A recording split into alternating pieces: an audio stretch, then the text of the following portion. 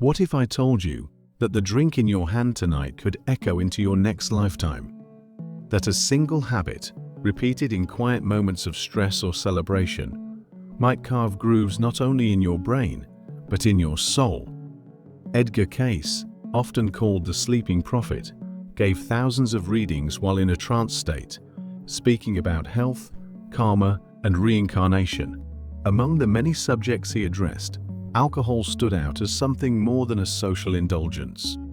He described it as a force that could cloud the mind, weaken the will, and create what he called spiritual debt patterns that follow the soul from one incarnation to the next. Cayce did not preach in condemnation. He did not thunder about hellfire. Instead, he spoke of law, cause and effect. The simple but relentless principle that whatever we set in motion must in time be balanced.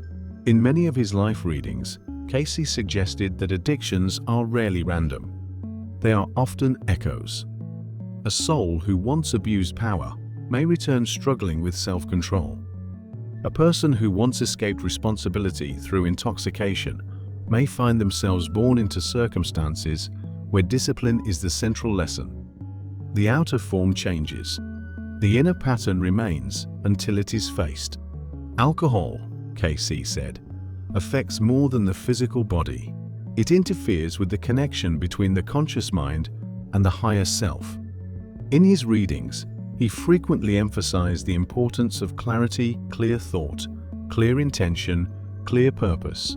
Alcohol, by dulling perception, can gradually erode that clarity. And when clarity weakens, so does choice. Consider this: every decision strengthens either the will or the weakness. When a person repeatedly turns to alcohol to soothe pain, escape stress, or amplify pleasure, they are training the soul to seek relief outside itself. Over time, this becomes a groove in consciousness. In Cayce's view, those grooves do not disappear at death. The body falls away, but the tendencies remain. This is what he meant by spiritual debt. Not punishment, not divine wrath, simply unfinished business. In several readings, Cayce linked present life struggles with past life excess. He described individuals who, in previous incarnations, indulged heavily in drink while neglecting their responsibilities. In their current lives, they face situations where alcohol brought swift and severe consequences. The soul, he explained, chooses circumstances that will accelerate learning. What once was casual becomes critical. What once seemed harmless now demands attention. But here is the deeper layer. Cayce believed that the body itself reflects the history of the soul. Weakness in certain organs, susceptibility to addiction, even social environments that encourage drinking these may be part of a carefully constructed opportunity for growth. Not fate, not a curse, an opportunity. The tragedy of alcohol, in Cayce's view, is not merely physical damage. It is misalignment. Each soul incarnates with a purpose, a pattern of service, a unique contribution to offer. When alcohol becomes central, it can distort that purpose. Time is lost. Relationships fracture. Intuition dulls. The inner voice grows faint. And yet, there is hope in this teaching. Because if habits are carried forward, so is transformation. Cayce repeatedly emphasized the power of the will aligned with the divine. He spoke of the body as a temple, the mind as a builder, and the spirit as the animating force. When a person chooses sobriety, not from fear, but from a desire to be fully present, they begin to repay that spiritual debt. Each sober day strengthens the soul's memory of its true nature. He warned that alcohol lowers resistance, not only physically, but mentally. Under its influence, people may act in ways they never would while clear-minded. Words are spoken that wound. Decisions are made that ripple outward. In the karmic sense, these ripples do not vanish. They must be reconciled, either through forgiveness, restitution, or future experience. This is why Cayce encouraged moderation at the very least, and abstinence for those who felt vulnerable. He understood that for some, alcohol is not a harmless pleasure, but a gateway to deeper imbalance. Imagine reincarnation as a school. Each life is a classroom. Alcohol, in this metaphor, can be either a minor distraction or a repeating lesson. If ignored, the lesson returns with greater intensity. If faced with courage, it dissolves. So the question becomes, is the drink a choice or is it a chain? Cayce would say the answer lies in awareness. When we bring consciousness to our habits, we reclaim authorship of our destiny. The soul is not trapped by its past, it is educated by it. But education requires participation. Because according to Cayce's vision, no struggle is accidental. Every temptation carries within it the seed of mastery. And every debt, no matter how old, can be repaid through conscious choice. If spiritual debt is real, then healing must also be real. And this is where Edgar Cayce's message becomes both sobering and deeply empowering. Cayce never suggested that a person is doomed by past excess. In fact, he insisted on the opposite. He taught that the soul enters each life with memory veiled but potential intact. The tendencies may remain, but so does the capacity to overcome them. In many of his health readings, Cayce described alcoholism not only as a moral issue, but as a disturbance in the coordination between body, mind, and spirit. He often spoke about the glands, the nervous system, and the subtle energies of the body. When alcohol is used repeatedly, it weakens the nerves, disrupts glandular balance, and reduces the body's ability to channel spiritual force. The result is not just addiction, it is fragmentation. Fragmentation means that the will becomes divided. One part of the self desires clarity and purpose. Another part seeks comfort and escape. Over time, the escape begins to dominate. And the longer this division persists, the more difficult it becomes to hear the higher self. Cayce frequently emphasized that the body is influenced by thought. Mind is the builder, he would say in many readings. If mind is the builder, then every repeated thought, every justification, every rationalization lays another brick in the structure of habit. Just one drink won't hurt. I deserve this. I can stop anytime. These phrases are not harmless. They are architectural decisions in the house of consciousness. Cayce often recommended prayer, meditation, and conscious affirmation for those struggling with addiction. Not as empty ritual, but as realignment. He taught that when a person consistently aligns their will with a higher ideal service, love, health, or devotion, they strengthen the soul's authority over the body. In several life readings, he described individuals who overcame alcoholism by dedicating themselves to helping others with the same struggle. This is karmic alchemy. The very weakness becomes the pathway to service. The former debtor becomes the guide. The wound becomes wisdom. This reflects one of Cayce's most profound ideas. We meet ourselves in others. When someone who has suffered through addiction reaches out to lift another, they are balancing energies set in motion long ago. The soul evolves not by punishment, but by participation in healing. He also warned that environments matter. Associations matter. Companionship matters. In more than one reading, Cayce advised individuals to change their social circles if those circles revolved around drink. Why? Because the soul is influenced by collective vibration. If you sit in a room where alcohol is the center of gravity, the gravitational pull strengthens old patterns.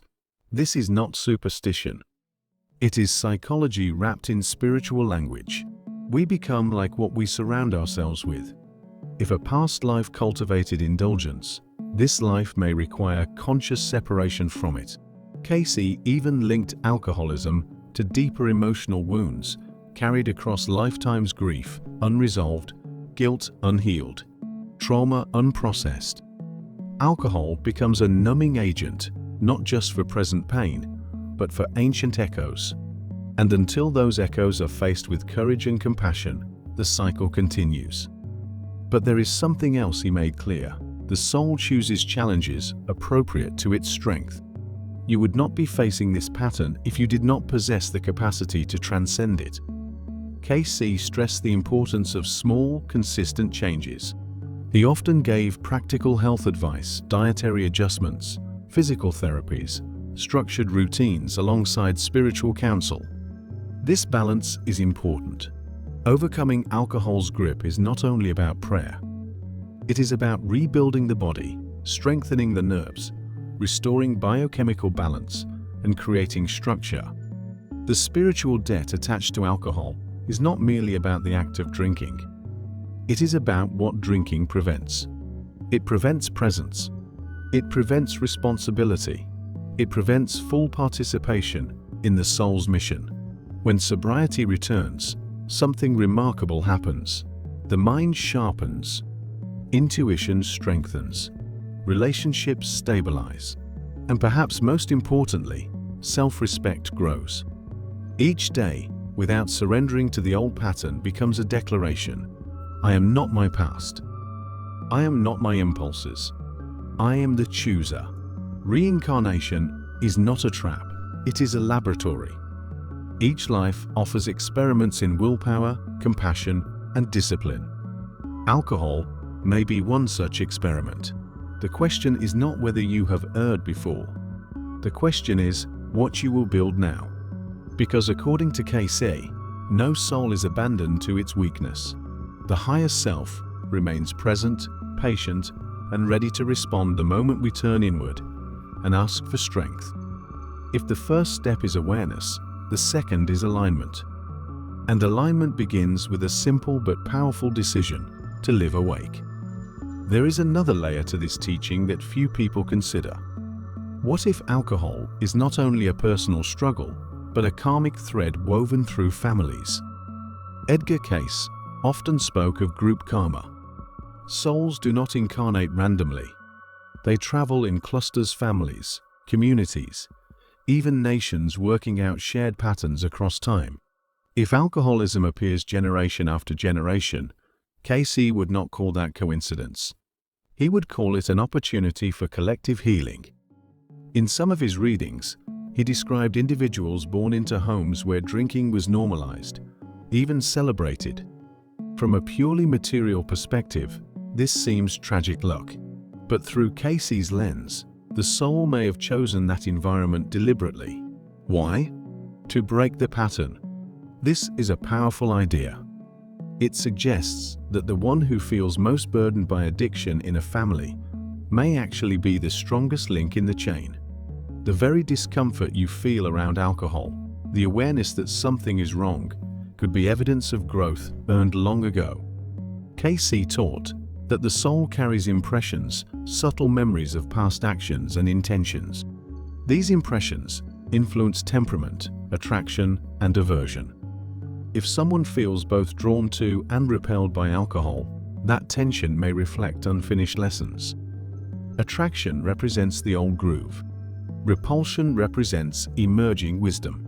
And when wisdom is acted upon, karma shifts. But let us go deeper still. Cayce frequently emphasized that the purpose of life is not merely to avoid wrongdoing. It is to become a channel for the creative forces of the universe. When alcohol dominates a life, that channel narrows. Creativity dims. Service declines. Sensitivity dulls. He described the human body as a temple through which spiritual energy flows into the world. If the temple is clouded, the flow weakens. Alcohol, especially when abused, acts like static in the system. It interferes with the fine currents of intuition and inspiration. This explains why many who achieve long-term sobriety describe a spiritual awakening. They report clearer perception, deeper empathy, stronger inner guidance. In Cayce's framework, this is not psychological coincidence. It is energetic restoration. There is also the matter of accountability. Cayce was clear that ignorance does not erase consequence.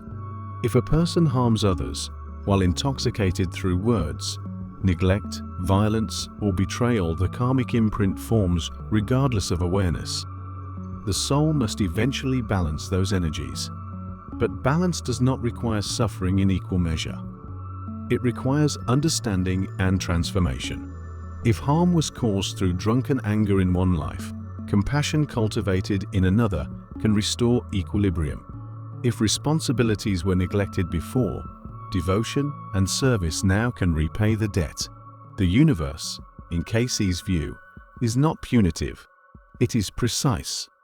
This precision means that every effort towards sobriety matters. Even private victories, unseen by others, ripple outward in unseen ways. A father who chooses not to drink changes the emotional landscape of his children.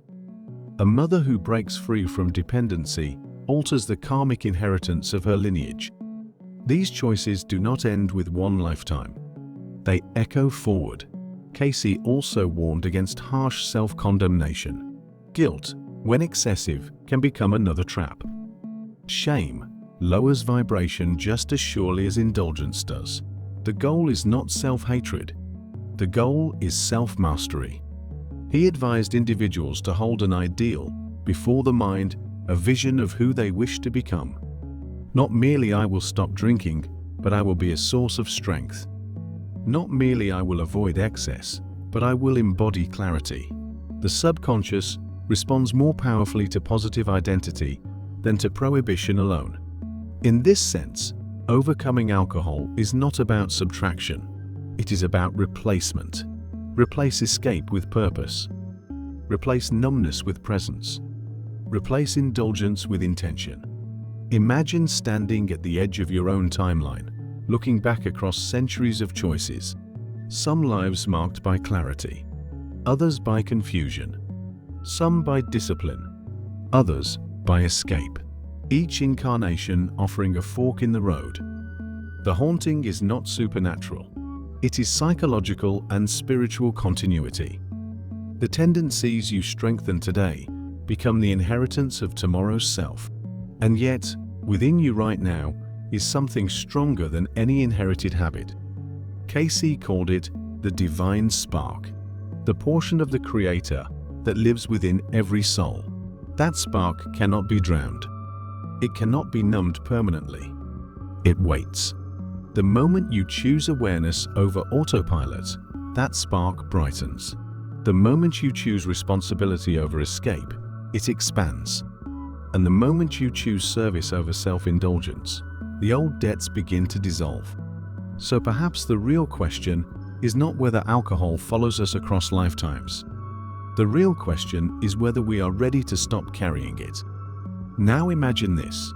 Imagine that years from now, whether in this life or another, you awaken with a quiet strength you once thought impossible. The cravings are silent. The mind is clear. The body feels lighter. And there is no haunting sense of unfinished business tied to a bottle. Edgar Cayce believed this future is not fantasy. It is potential waiting for decision. He often reminded those who sought his guidance that the soul is greater than its appetites. The body has urges. The emotions have storms. But the soul has direction. When direction is reclaimed, the storms begin to settle. In several of his readings, Cayce emphasized that transformation begins internally, long before it is visible externally. A person may still struggle outwardly, yet inwardly, a new alignment has begun. He described this as setting the ideal. Once the ideal is set, health, clarity, service, spiritual attunement, the subconscious mind begins reorganizing life around it. This is not instant. It is incremental, but it is powerful. If alcohol has been a companion through loneliness, stress, celebration, or grief, removing it can feel like losing part of your identity. Cayce would say that this is because the identity was partially built around it, and anything built can be rebuilt. He urged individuals to replace harmful habits with constructive activity, service to others, creative expression, study of spiritual truth, physical discipline. These are not distractions, they are repatterning tools. They carve new grooves in consciousness. There is something deeply hopeful in Cayce's philosophy of reincarnation. It means you are not judged by a single chapter. It means growth is expected. It means evolution is the point. But it also means that postponement has consequence. If you sense that alcohol has cost you time, clarity, or connection, that awareness is not meant to condemn you. It is meant to awaken you. Because awareness is the doorway through which karmic cycles are broken. Cayce repeatedly affirmed that each soul eventually learns what it needs to learn. The question is whether we learn through gentle discipline or intensified experience. When we ignore subtle warnings, life sometimes grows louder. Health issues, broken relationships, lost opportunities. These are not punishments from a cruel universe. They are signals, course corrections. And here is the most empowering truth of all. No matter how many times a pattern has repeated, it can end with you. Not through force alone, not through fear, but through conscious choice, aligned with a higher vision of who you are becoming. Picture the version of yourself untouched by compulsion. The version whose words are steady, whose decisions are clear, whose presence is dependable. That version is not imaginary. It is latent. Cayce taught that we are co-creators with the divine. Every thought, every action, every intention participates in shaping the next moment and the next lifetime. When you choose sobriety, even for one day, you are not merely improving your health. You are altering your spiritual trajectory. You are telling the universe that the lesson has been understood. And perhaps the most beautiful part of this journey is compassion. If you have stumbled, forgive yourself. If you have harmed others, seek to repair. If you have fallen into old patterns, rise again. Spiritual debt is not collected by force. It is dissolved by growth. Alcohol does not define you. Past lifetimes do not imprison you. Even the deepest grooves in consciousness can be smoothed by repeated acts of awareness. So the haunting ends where responsibility begins. What if this life is the one where the chain breaks? What if you are not here to repeat the past, but to redeem it? Edgar Cayce's vision suggests that nothing in your experience is random. Every struggle is curriculum. Every temptation is a test of direction. And every sober, conscious decision is a declaration of spiritual freedom.